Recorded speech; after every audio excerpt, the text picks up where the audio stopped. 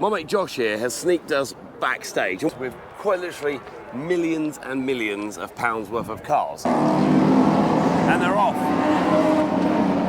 Best weekend in the world. This car here is a pure race car. There is a second Mark III GT40 over there in red. And we had a very, very special experience, didn't we? It's been unbelievable. Yeah.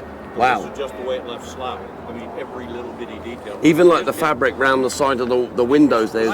It's not restored. I'm gonna skip my breaks, I'm gonna make mistakes. I'm gonna skip my breaks, I'm gonna make mistakes. I'm gonna skip my breaks, I'm gonna make mistakes.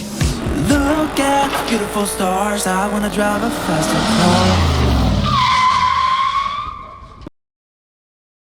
car. Hi guys, and welcome to this episode of Make or Break. On this episode of Make or Break, my mate Josh here has sneaked us backstage, and we are talking backstage here. We are not, in a little VIP area. We are in the paddocks with quite literally millions and millions of pounds worth of cars. Well, yeah, currently we're in the assembly area. So as the races go through the day, this is where the race cars will line up, getting ready for their time out on track. But as it happens, in the assembly area, I just happened to be walking by and I saw not one, but two. And how does that happen? I mean, you have all the places you can go in the world to jump into two Mark III GT40'S that are left. Also, we've got the Mark II here as well, which we're going to stop on. And I actually have some facts that are correct about this car now, as opposed to what I was told before, which is really handy.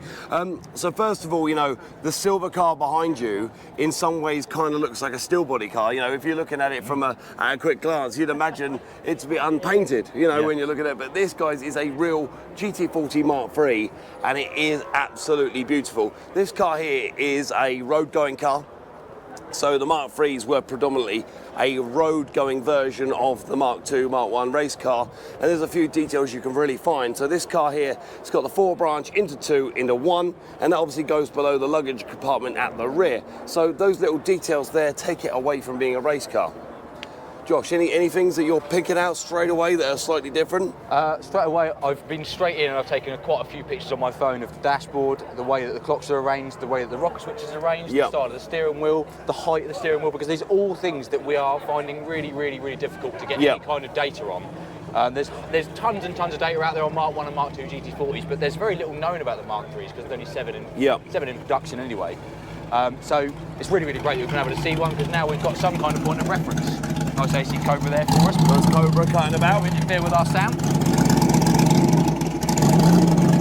Wow. So yeah, to have been able to get the opportunity just to get our eyes on one, even for 5 minutes. That's it. I mean, the details like the little, we call it the turkey tin, obviously the air catcher here with a single carb, that's obviously what we're going to go for. But we are making a fire-breathing Mark III, so it'll have the aesthetics of a Mark III, but the... Nice plain exhaust, smooth rocker covers. Yeah. A nice turkey tray would be really, really nice and advantageous, especially if you're going to have your rear screen the way that we're hoping to have it. Yeah. It'd be nice to try and make some kind of boot tray. And they're off. Best weekend in the world. Only a Goodwood.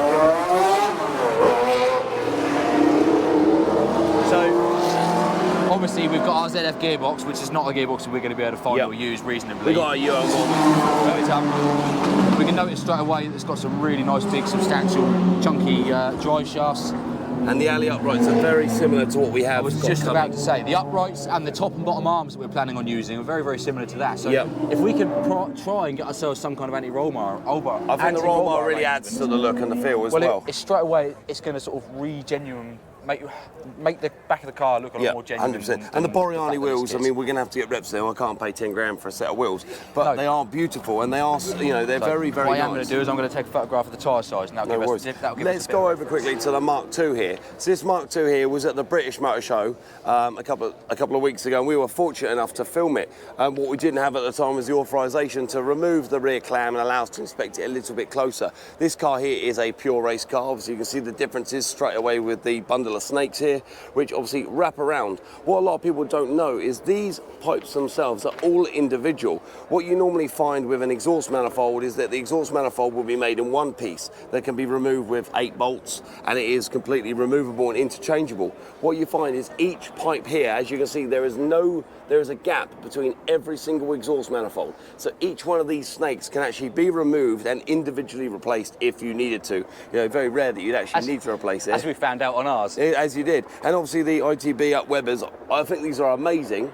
With the Mark III that we're building, I don't think that they are going to be paramount to the design that we need. Predominantly, first and foremost, the car that we're going to be building is going to be a road car, a GT car style. So, you know, this straight away, as in race trim, this is going to achieve a top speed of somewhere in the mid to high 190 miles an hour. Yeah. Whereas the road car, the Mark III, you're looking at, it's still blistering, it's still 160, 165, something like that. Yeah.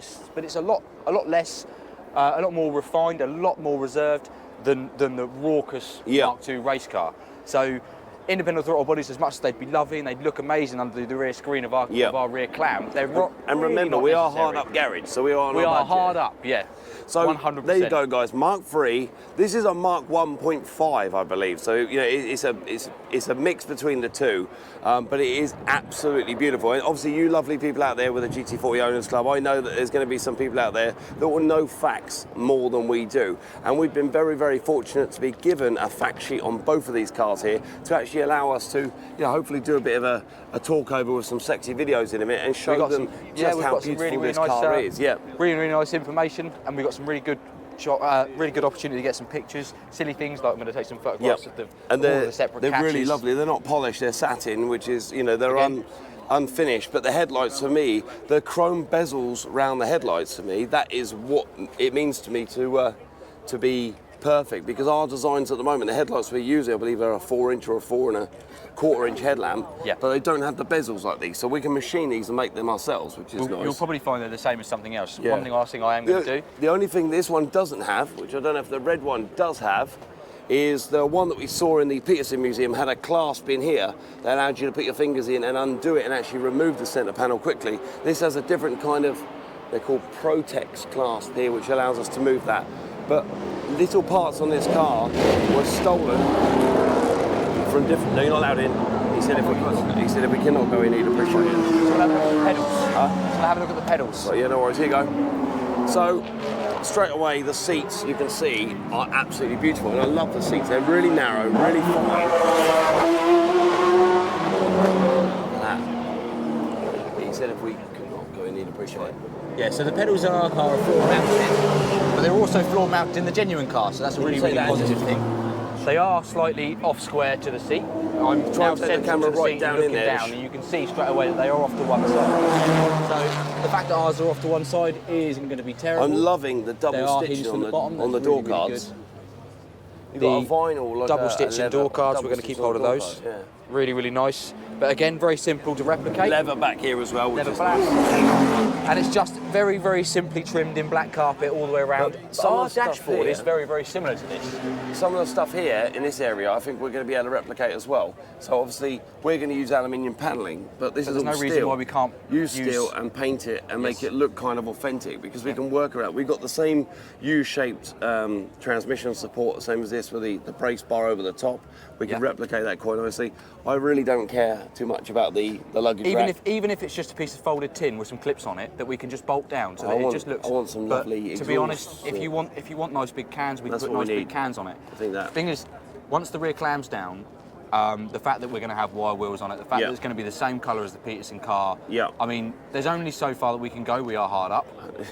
We are definitely hard up. You know, if you want a nice big loud exhaust system in exchange for your bit of trunk space that you can't use anyway, let's be honest. That's it. Then that's how we're going to go. But one more thing before we run out of luck, because we've been very lucky today.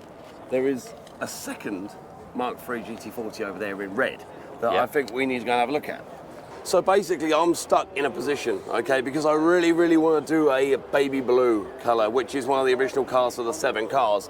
But this red is astounding. I mean, it's a burgundy colour, but what I find with the colour on this car is I noticed that the chrome trims and those little elements pops. It really, really pops. popped with the colour. And what you find with the blue is that those little details disappear. I tell you as well. Yep. The wire wheels being painted on this car, which is quite they cool. Really give it a real nice GT style, Yep. understated feel. And I mean, it's lovely. Like, I'm looking at the clasps here, so I don't know if that's a tool that's been left in on that clasp or if that's. I think it's just a thumb twist clasp rather than a slot. Because normally they'd have a slot on those, as opposed to. But it's got a lock on the hood, lock on the doors. If we can, that'd be amazing. Would that be all right? Is that okay? Pardon? Now would be amazing if you can. So a couple of things I've noticed different on this car to the silver car, okay, is this one's got a black trim over the top of the turkey tin, if that makes sense, you know? So basically what you're doing is when you're looking in that area, everything is uniform and matched. Obviously the silver car has got an aluminium top to the turkey tin, shall we say.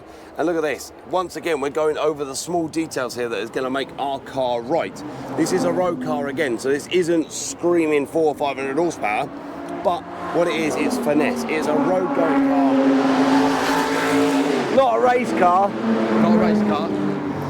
Road going GT style car. Again, same style of engine and gearbox setup, same normal average carburetor, same ZF gearbox, same 160 mile an hour top speed. A couple of details that I think we need to. But unlike a race car, has a trunk. That is amazing. I mean, I wouldn't go to the shop and buy ice cream and put it in the trunk.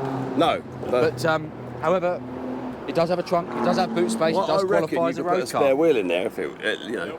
Well, just about put a spare wheel. It's in the front. Oh, in the okay. Period photo, that one. Look at that. Wow. That's amazing. We were just saying, once again, thank you very much for us to have the permission to come and do this.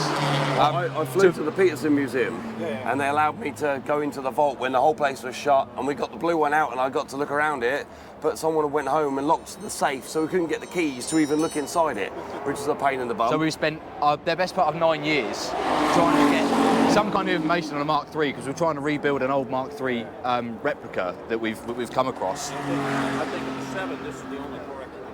Yeah. Wow. This is just the way it left slouch. I mean, every little bitty detail. Even like the fabric round the side of the windows there's. It's not restored. Yeah. Wow. So this is as close to a factory car as you're ever going to get. In the National Motor Museum in Beulah. Wow. And when I found it, it had 6,000 miles on it. Yeah. It's got 8,000. So it's your car? Yeah.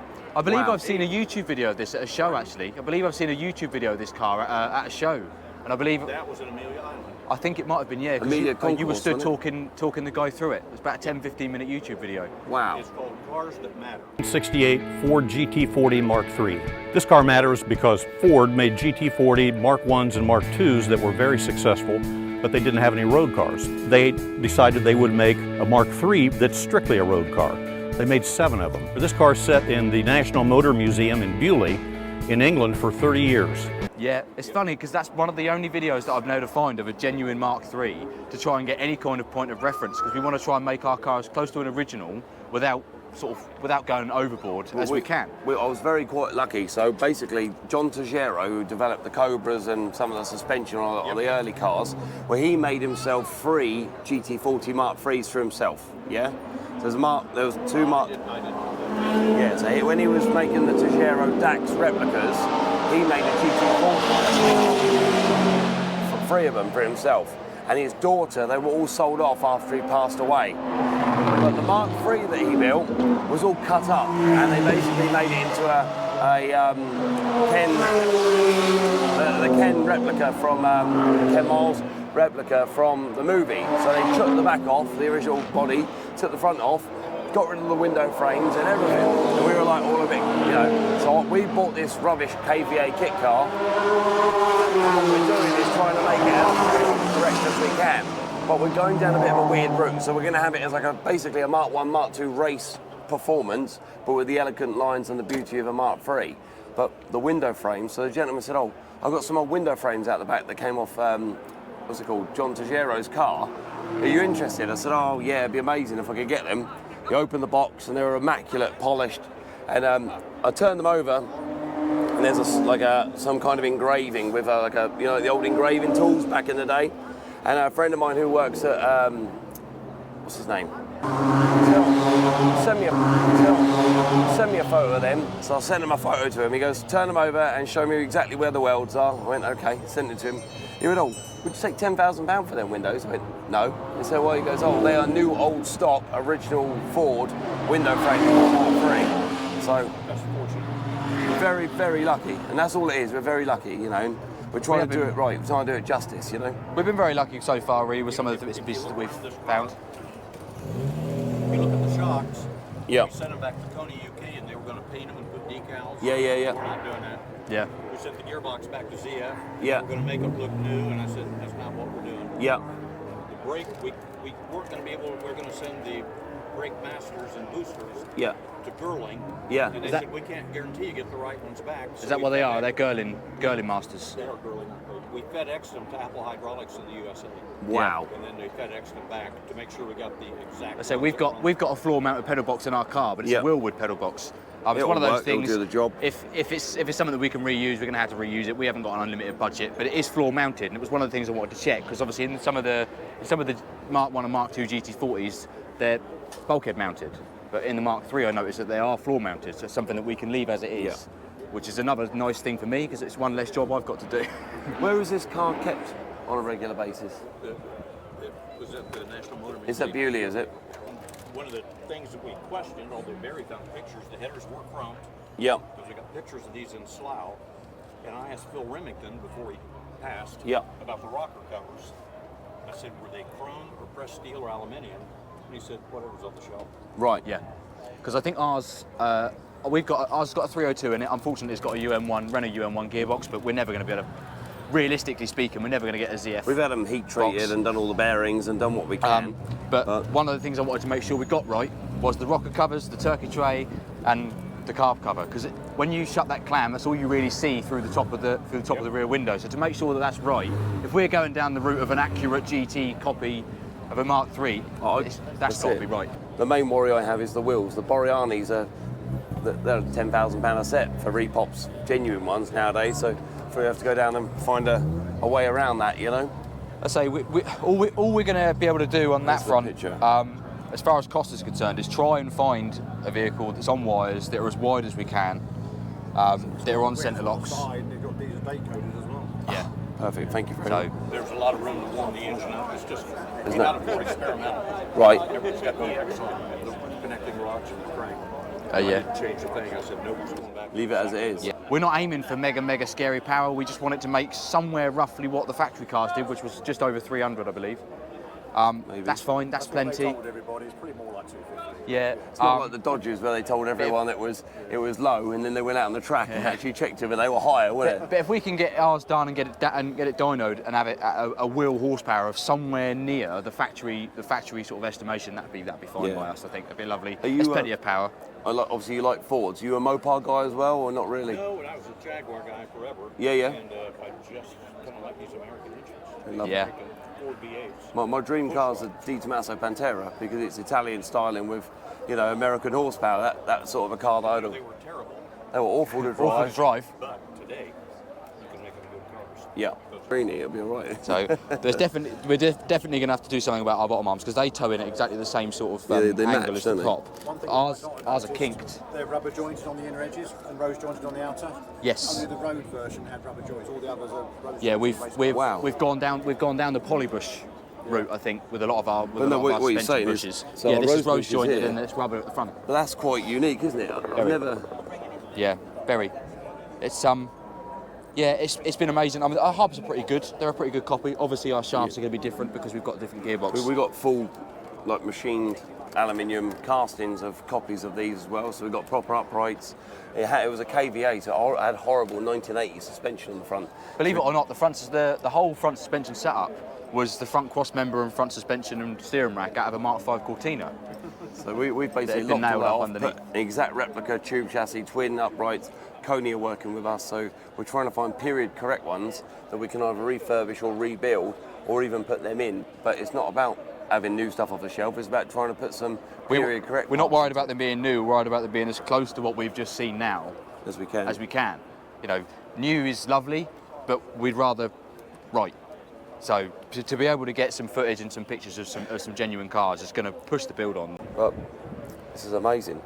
The fact that we've managed to find two in the same place on the same day, it's unprecedented. Always open the front. It's amazing. You can see how those class, because the Mark III that's in the Peterson Museum has got very weird clips, like a push-pull kind of finger clip on the front in the holes.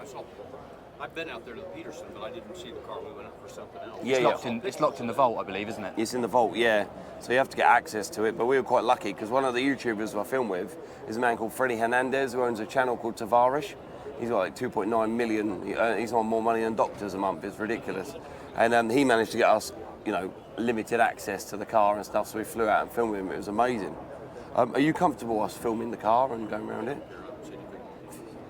Would you be happy if some of the interview that we've just gave, would you be happy if that being on a YouTube channel or YouTube video? I'd rather you didn't use my name. Yeah, that's fine. absolutely fine. No worries. I don't believe we caught your name, actually. No, what was your name, sir? Sorry. I won't use it. What was your name?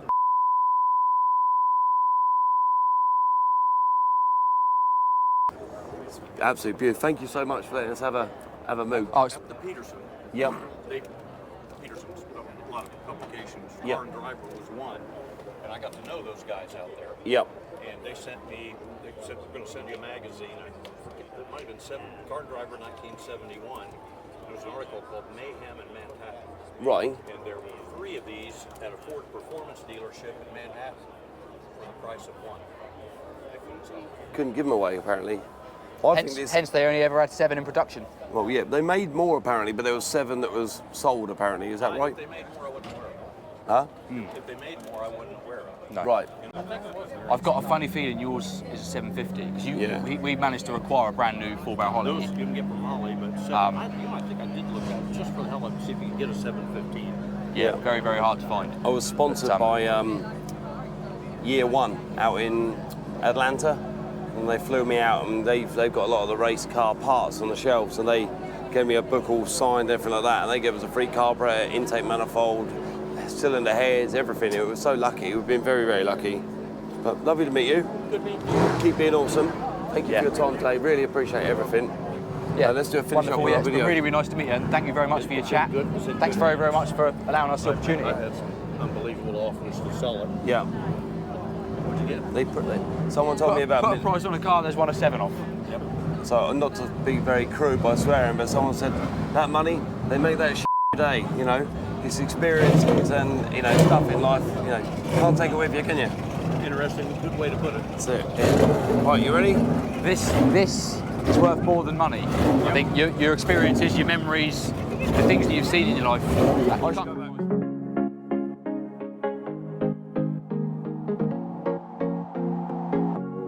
Leaving this place, the sun's about to break.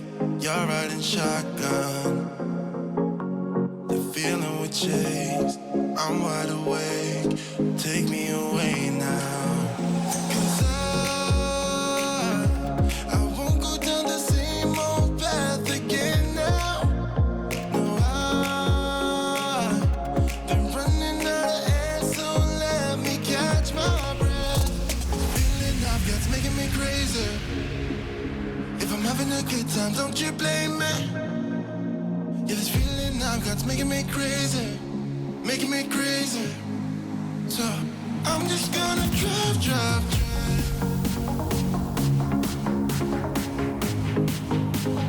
I'm just gonna drive.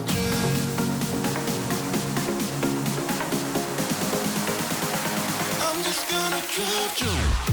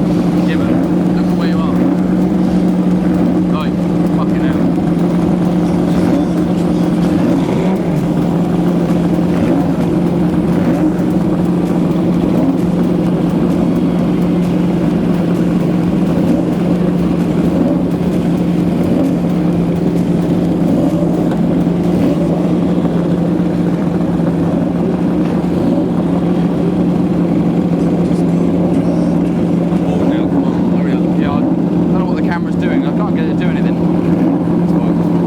Red light's recording.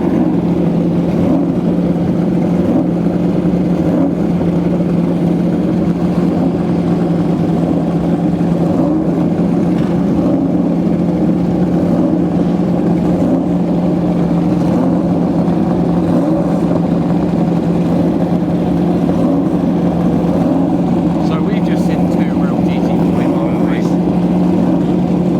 I couldn't fucking believe it.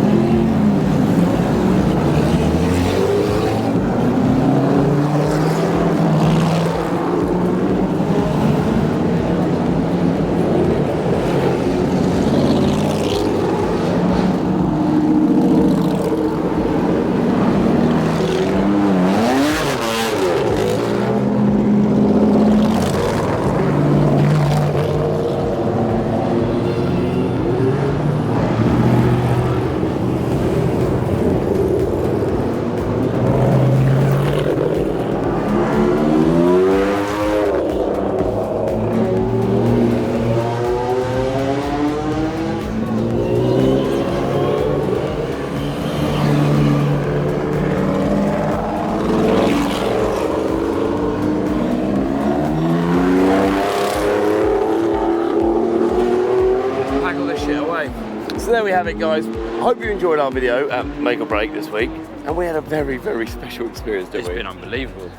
Two Yeah. GT40s. Yep. Well, two Mark Three III Mark- GT40s, three- one Mark oh. 1.5. It's ridiculous. In 10 minutes. Amazing. So on the next episode, we might be getting our hands dirty. I've got Keaton now. See you next week. Right. Let me-